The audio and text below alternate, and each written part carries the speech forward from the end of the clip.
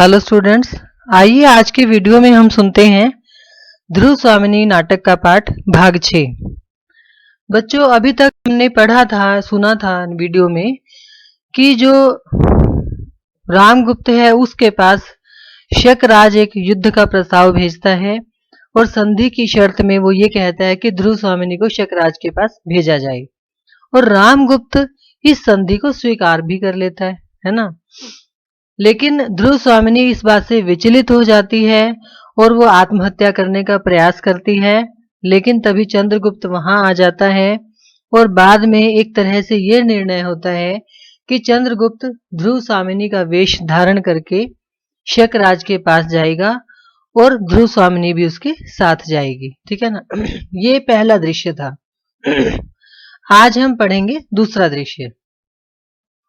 अब इस दृश्य में बच्चों क्या है, जो शकराज है, अब उसके बारे में वर्णन है कि शकराज का जो दरबार है, जो उसका राजमहल है, ये उसके बारे में थोड़ा सा यहाँ पर लेखक ने जिक्र किया है। देखिए, शक दुर्ग के भीतर सुनहले काम वाले खंभों पर एक दालान, बीच में छोटी छोटी 2 सीढ़ियां, उसी के सामने कश्मीरी खुदाई का सुंदर लकड़ी का सिंहासन, बीच के 2 खंभे खुले हुए हैं, उनके दोनों ओर मोटे मोटे चित्रों वाले तिब्बती ढंग के रेशमी पर्दे पड़े हैं।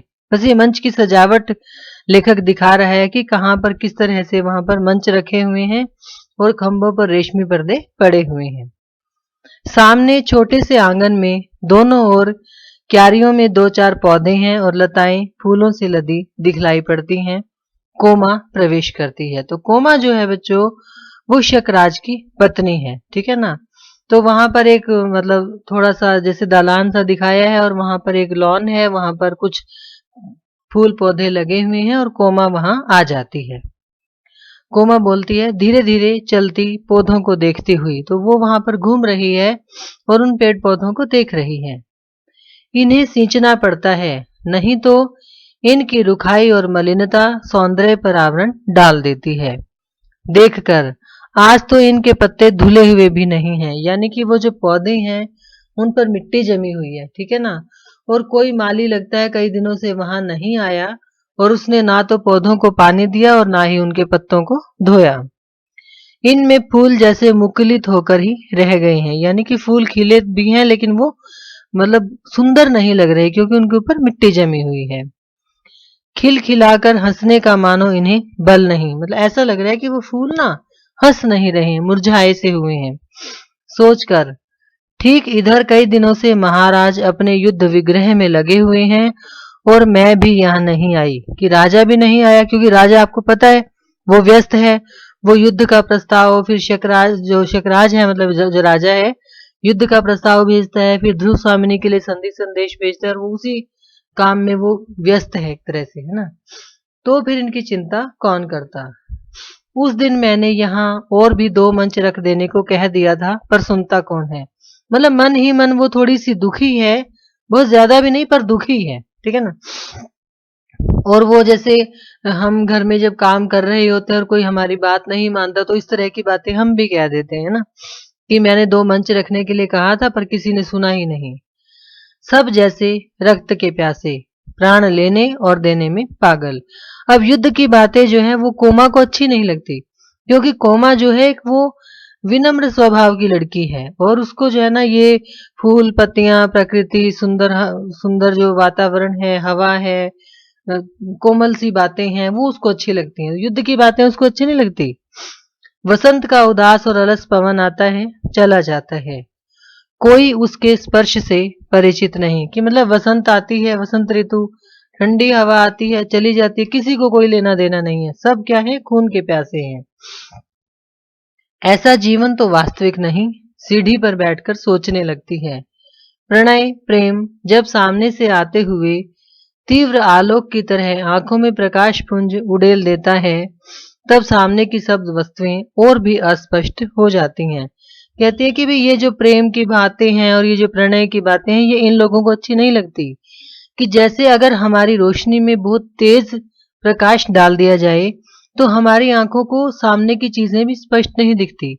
ऐसे ही ये जो लोग हैं, इनको मतलब युद्ध और वो जो दूसरे राज्य को हड़प लेना वाली जो चीजें हैं वो इतनी ज्यादा आकर्षित करती हैं कि उनको अपने जो सगे संबंधी हैं, जो प्रेम की भावनाएं हैं, जो बातें हैं, वो उनको अच्छी नहीं लगती।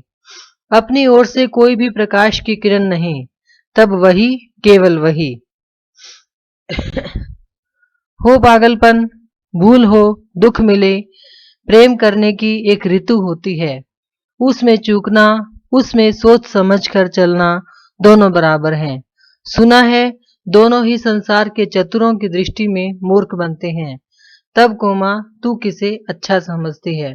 मतलब कि वो उसको एक तरह से ये दुख है कि जो राजा है वो उससे प्रेम नहीं करता और वो केवल दूसरे राज्य को हड़पने के लिए या दूसरे राज्य की जो रानी है उसको प्राप्त करने के लिए आतुर हो रहा है।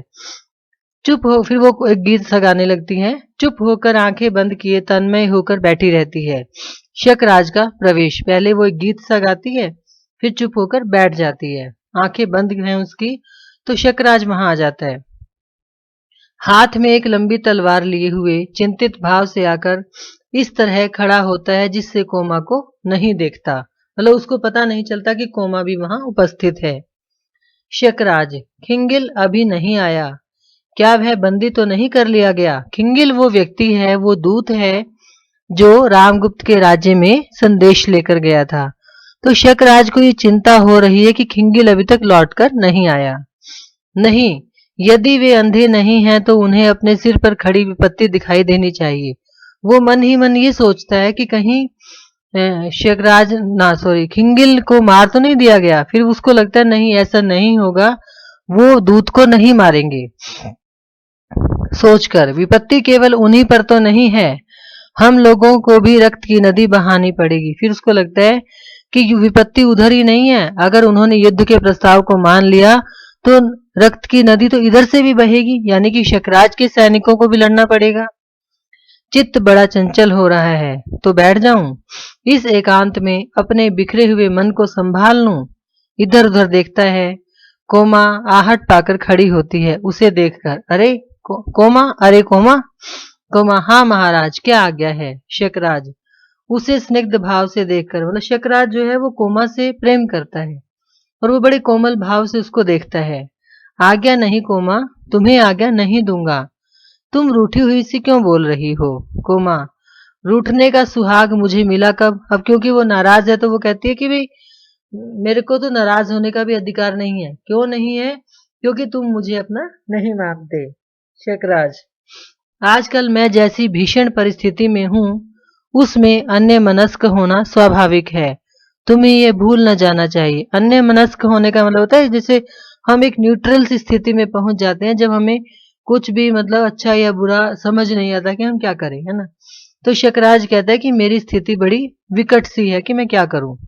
कोमा, तो क्या मैं आपकी दुश्चिंताओं में मेरा तो क्या आपकी दुश्चिंताओं में मेरा कोई भाग नहीं? तो कोमा ये कहती है कि अगर तुम टेंशन में हो तो अपनी टेंशन मुझसे शेयर क्यों नहीं करते, यानी कि मुझसे क्यों नहीं बांटते?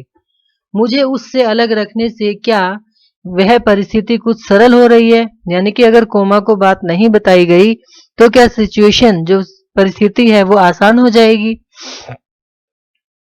तो शकराज कहता है तुम्हारे हृदय को उन दुर्भावनाओं में डालकर व्यथित नहीं करना चाहता। मेरे सामने जीवन मरण का प्रश्न है। तो वो कहता है कि मैं तुम्हें दुखी नहीं करना चाहता और मेरे सामने तो जीने और मरने का प्रश्न है। कोमा, प्रश्न स्वयं किसी के सामने नहीं आते। मैं तो समझती हूँ मनुष्य उन्हें जीवन के लिए उपयोगी समझता है।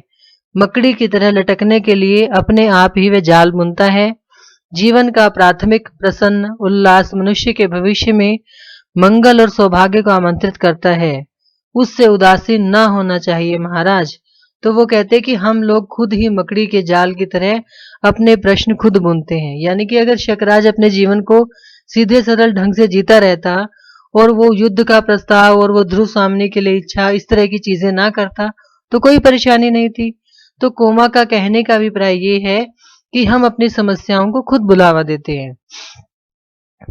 शकराज, सौभाग्य और दुर्भाग्य मनुष्य की दुर्बलता के नाम हैं। मैं तो पुरुषार्थ को ही सबका नियामक समझता हूँ। पुरुषार्थ ही सौभाग्य को खींच लाता है। हाँ, मैं इस युद्ध के लिए कभी उत्सुक नहीं था, कोमा मैं ही दिग्विजय के लिए नहीं निकला था, कोमा संसार के नियम के अनुसार आप अपने से महान के सम्मुख थोड़ा सा विनीत बनकर इस उपद्रव से अलग रह सकते थे। मतलब शकराज जो है ना अपनी सफाई देता है, तो कोमा ये कहती है कि जब तुम्हें पता है सामने वाला राजा आपसे ज्यादा ताकतवर है तो आप विनम्रता से काम लेते, आपने युद्ध का संदेश क्यों भेजा? शकराज यही तो मुझसे नहीं हो सका, कोमा अभावमयी लघुता में मनुष्य अपने आप को महत्वपूर्ण दिखाने का अभिनय न करे तो क्या अच्छा नहीं है? यानी कि यदि आपके पास कुछ साधन नहीं है तो आप अपने आप को बहुत, जैसे हम कहते हैं ना, शो ऑफ करना, दिखावा क्यों करते हो? अगर आपके पास कुछ नहीं है तो स्वीकार करो ना कि नहीं है। तो आपने अपने आप को महत्वपूर्ण दिखाने का ढोंग ही क्यों रचा? शकराज को इस बात पर गुस्सा आ जाता है, चिढ़कर। यह शिक्षा अभी रहने दो कोमा, मैं किसी से बड़ा नहीं हूं तो छोटा भी नहीं बनना चाहता। तुम अभी तक पाषाणी प्रतिमा की तरह वहीं खड़ी हो, मेरे पास आओ। तो शकराज कहता है कि यहाँ अपना ज्ञान मत बांटो, अब मैं अब किसी के सामने छोटा नहीं होना चाहता। यानी कि जो हमारी ईगो होती है ना, जो हमारा अहम होता है, उसकी वजह से भी हमें बहुत सारी समस्याएं हमारी लाइफ में आ जाती हैं। कोमा पाषाणी, हाँ राजा, पाषाणी के भीतर भी कितने मधुर स्रोत बहते रहते हैं, उनमें मदिरा नहीं शीतल जल की धारा बहती है, प्यासों की तृप्ति। फिर वो अपना जो है ना वो तरह से वो दार्शनिक सा दृष्टिकोण बताने लगती है कि जो पत्थर होता है उसमें भी झरने बहते हैं, उसमें शराब नहीं शीतल जल की धारा बहती है जो प्यासे लोगों को तृप्त करती है। शकराज मुझे तो इस समय स्फूर्ति के लिए एक प्याला मदिरा ही चाहिए, लेकिन शकराज कहते हैं कि तुम्हारी बातों से तृप्ति नहीं होगी, मुझे तो बस शराब चाहिए। कोमा स्थिर दृष्टि से देखती हुई, मैं ले आती हूँ, आप बैठिए। कोमा एक छोटा सा मंच रखकर चली जाती है। शकराज मंच पर बैठ जाता है। खिंगिल का प्रवेश, तो वो खिंगिल जो दूत था ना वो आ गया। शकराज कहो जी क्या समाचार है? खिंगिल महाराज, मैंने उन्हें अच्छी तरह समझा दिया कि हम लोगों का अवरोध दृढ़ है, उन्हें दो में से एक करना ही होगा, या तो अपने प्राण दें अथवा हमारे संधि के नियमों को स्वीकार करें। तो आपको पता ही है कि जो खिंगिल है वो संदेश सुना आया, अभी या तो लड़ाई करो, अपने प्राण दे दो, या फिर हमारी संधि को मान लो। शकराज उत्सुकता से, तो वे समझ गए? खिंगिल दूसरा उपाय ही क्या था? यह छोकरा रामगुप्त समुद्रगुप्त की तरह दिग्विजय करने निकला था, उसे इन बीहड़ पहाड़ी घाटियों का परिचय नहीं मिला था, किंतु सब बातों को समझकर वह अपने आप के नियमों को मानने के लिए बाध्य हुआ। यानी कि जो रामगुप्त है ना, वो पहाड़, वो बीहड़ जंगल और वो घाटियां उनके रास्तों से भी परिचित नहीं है, इसलिए उसने तो संधि को स्वीकार कर लिया। शकराज प्रसन्नता से उठकर उसके दोनों हाथ पकड़ लेता है। हैं? तुम सच कहते हो? मुझे आशा नहीं थी। क्या मेरा दूसरा प्रस्ताव भी रामगुप्त ने मान लिया? स्वर्ण के कलश में मदिरा लेकर कोमा चुपके से आकर पीछे खड़ी हो जाती है। खिंगिल हाँ महाराज, उसने मांगे हुए सब उपहारों को देना स्वीकार कर लिया और ध्रुव सामने भी आपकी सेवा में शीघ्र ही उपस्थित होती है। कोमा चौंक उठती है और शकराज प्रसन्नता से खिंगिल के हाथों को झकझोरने लगता है। शकराज खिंगिल, तुमने कितना सुंदर समाचार सुनाया। आज देवपुत्रों की स्वर्गीय आत्माएं प्रसन्न होंगी, उनकी पराजयों का यह प्रतिशोध है। हम लोग गुप्तों की दृष्टि में जंगली, बर्बर और असभ्य हैं, फिर मेरी प्रति हिंसा भी बर्बरता के अनुकूल ही होगी। हाँ, मैंने अपने शूर सामंतों के लिए भी स्त्रियां मांगी थी। तो ये आपको पता है कि संधि प्रस्ताव में क्या था कि ध्रुव स्वामिनी तो राजा के लिए और जो सामंत कुमार हैं उनके लिए स्त्रियां। खिंगिल वो तो साथ ही आएंगी, तो खिंगिल कहता है कि स्त्रियां भी आएंगी और ध्रुव स्वामिनी भी आएंगी। शकराज तो फिर सोने की झांझ वाली नाच का प्रबंध करो, इस विजय का उत्सव मनाया जाए और मेरे सामंतों को भी शीघ्र बुलाओ। तो फिर आपको पता ही है कि राजाओं के यहाँ वो नाच गाना, शराब और खुशियां मनाना वो सब होता था, और वो शुरू हो गया। खिंगिल का प्रस्थान। शकराज अपनी प्रसन्नता में उद्विग्न सा इधर उधर टहलने लगता है और कोमा अपना कलश लिए धीरे धीरे सिंहासन के पास जाकर खड़ी हो जाती है। 4 सामंतों का प्रवेश। दूसरी ओर से नर्तकियों का दल आता है। शकराज उनकी ओर ही देखता हुआ सिंहासन पर बैठ जाता है। नर्तकियां नाचती हुई गाती हैं। तो वहां पर जो है ना नृत्य शुरू हो जाता है और नर्तकियां गाने लगती हैं, नाचने लगती हैं। तो ये गीत आता है बीच में और फिर वो नृत्य करके नर्तकियां चली जाती हैं। एक सामंत, श्रीमान, इतनी बड़ी विजय के अवसर पर इस सूखे उत्सव से संतोष नहीं होता, जबकि कलश सामने भरा हुआ रखा है। बस वो सीधी सी बात है कि जो सामंत है वो एक तरह से राजा से ये कहता है कि भी सबको शराब भी पिलाई जाए। शेखराज, ठीक है, इन लोगों को केवल कहकर ही नहीं, प्यालियां भर कर देनी भी चाहिए।